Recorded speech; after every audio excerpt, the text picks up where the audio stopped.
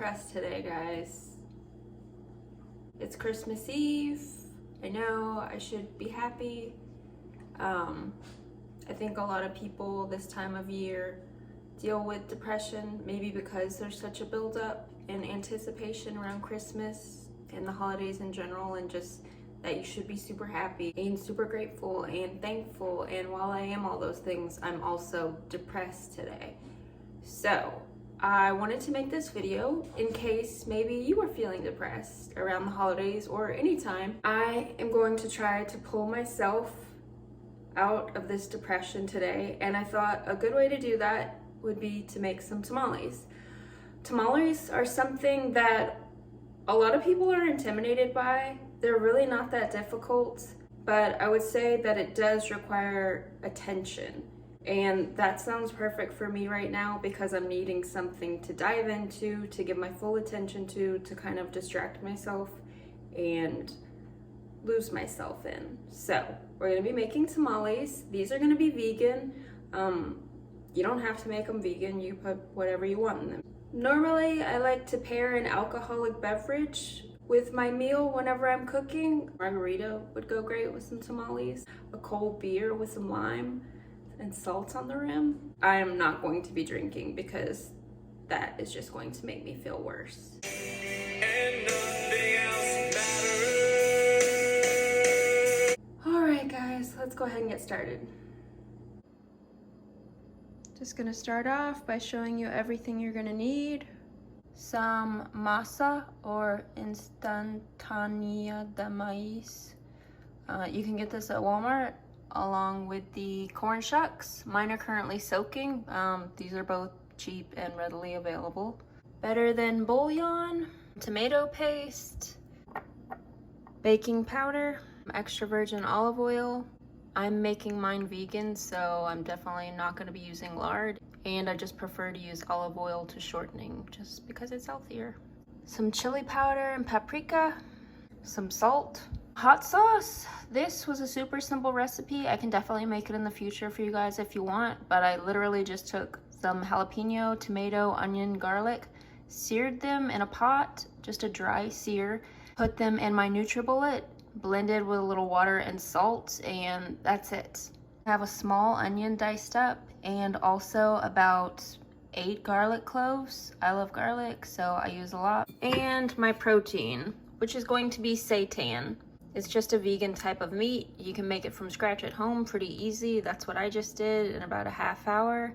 And I'm gonna link a video I have below for a chicken fried seitan. Now, you don't have to make chicken fried seitan, but I do give the full recipe for a seitan and walk you through that process in the video, so you could just watch that. Or if you want to make the chicken fried chicken, it was delicious. Just have a large pot on medium-high heat with some olive oil heating through, and I'm gonna go ahead and add in my seitan, onions, and garlic.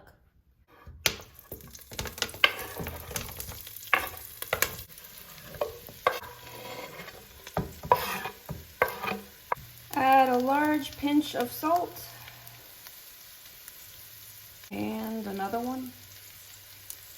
I like my shit well seasoned. Pinch of pepper. And why not some crushed red pepper. Give that a stir. And I'm gonna let this cook for about 5 to 7 minutes until the onions are nice and translucent. Okay guys, this is what we're looking for. Onions are translucent and the meat's starting to get a little crispy around the edges, so turn the heat off and take this off the heat so it can start to cool down. Now, as for these corn husks, you can really let these soak as long as you want. I would say at minimum at least a couple hours. I've had mine soaking about 2.5 to 3 hours, and as you can see, they are nice and pliable. That's really all you're looking for. So now I'm just going to go ahead and take these out of the water and pat them dry with a towel. They don't have to be completely dry, but you obviously just want to get the excess moisture off. So we're ready to go ahead and start with our masa mixture. I have 4 cups of masa here, 2 cups of my hot sauce. Now I'm doing this to infuse extra flavor throughout the mixture. You don't have to. You could definitely just use some hot water or some vegetable stock, really whatever liquid you prefer.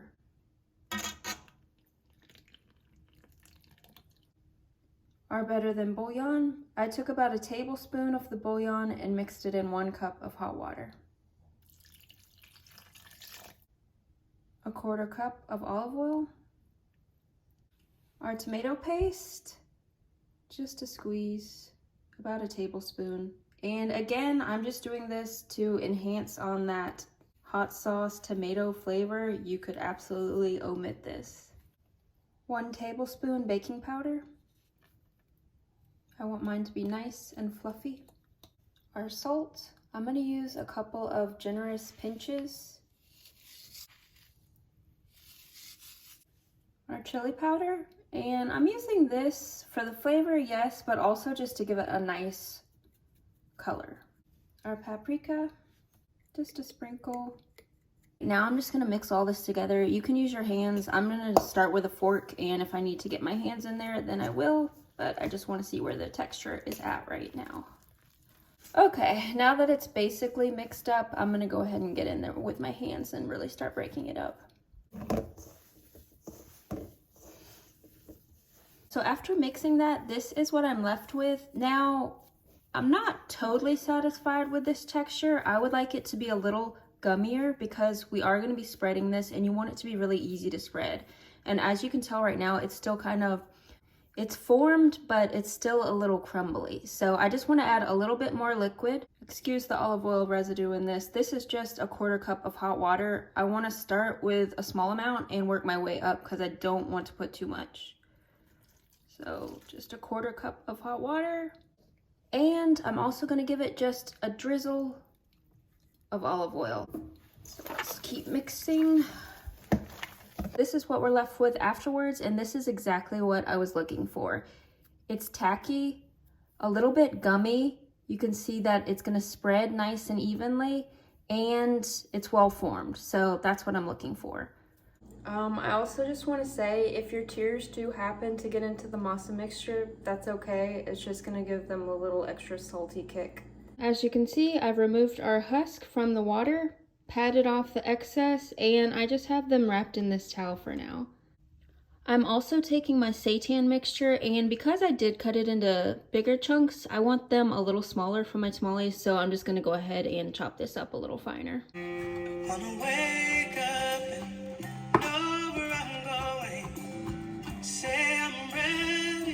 For this next part, filling the tamales, I have taken to my living room. I have my little sweatshop tamale setup, our corn husk, our masa mixture, our filling, a plate, a spoon, and a foil-lined cookie sheet that I'm going to put my tamales on.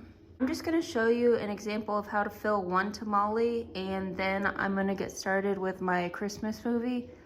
Yes, Die Hard is a Christmas movie, because this is going to take me a while and I don't have any help around. So I'm going to take a large spoonful of our masa mixture, plop it down, and I personally think it's easier to spread with your hands and kind of work it out exactly how you want, but you can definitely use the spoon too. You want to leave some room up top and at bottom. You just really want to work with the center area. I'm gonna take a handful of my filling. You don't want to use too much because then it's going to be hard to wrap up. And then you just want to take your tamale and you want the dough to come together. So you're just going to push down your filling a little bit. Connect the dough like so.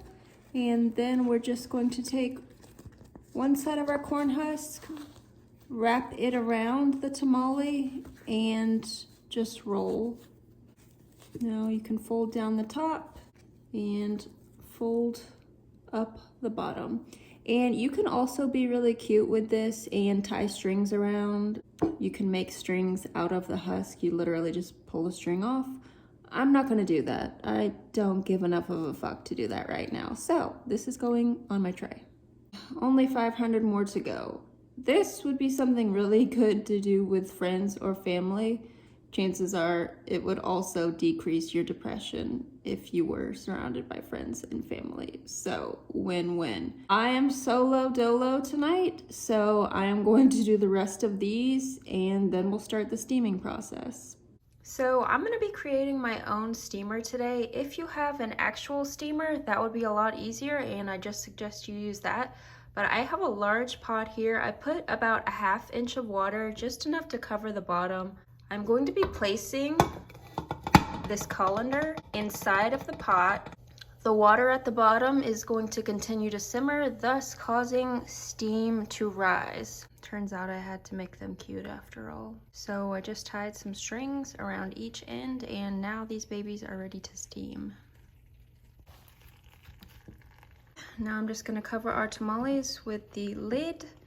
It's not gonna fit perfectly, obviously, but it's just going to cover them up and help them steam faster. And if you notice, I placed a penny at the bottom of the pot with the water, and that's gonna let us know whenever we need to add a little more water in. Whenever it's all dried out, we'll be able to hear the penny kind of rattling at the bottom. I'm gonna let these steam for 45 minutes to an hour, and like I said, I'm just gonna be listening for the penny to see if I need to add a little more water. If I do, I'm just gonna remove the colander, add a little hot water from my kettle, and put them back. Okay guys, it's been about an hour since I put these in.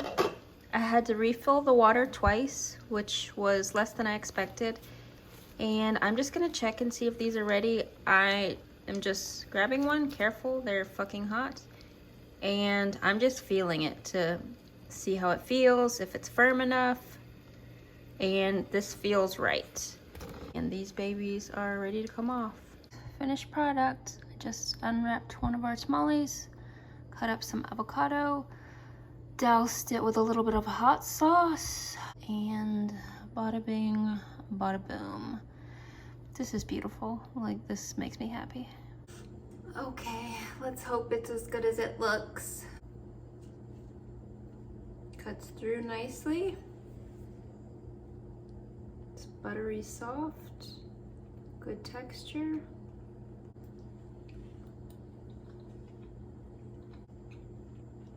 It's good, guys.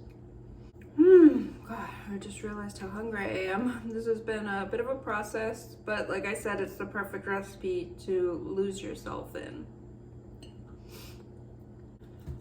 Guys, I would say that this definitely cheered me up.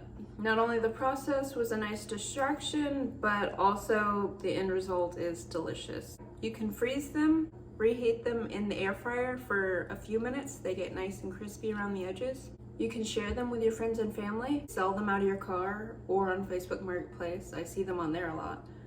Or you could just eat them all yourself. I'm not sure yet. I hope this video helped anybody out there either make tamales, cheer you up, let you know that you're not alone in being depressed around the holidays, or just in general, it happens. Yeah, I hope it helped you in any kind of way. If you enjoyed the video, then give it a thumbs up. If you want to subscribe, definitely subscribe. And I'll see you in the next one. Bye guys.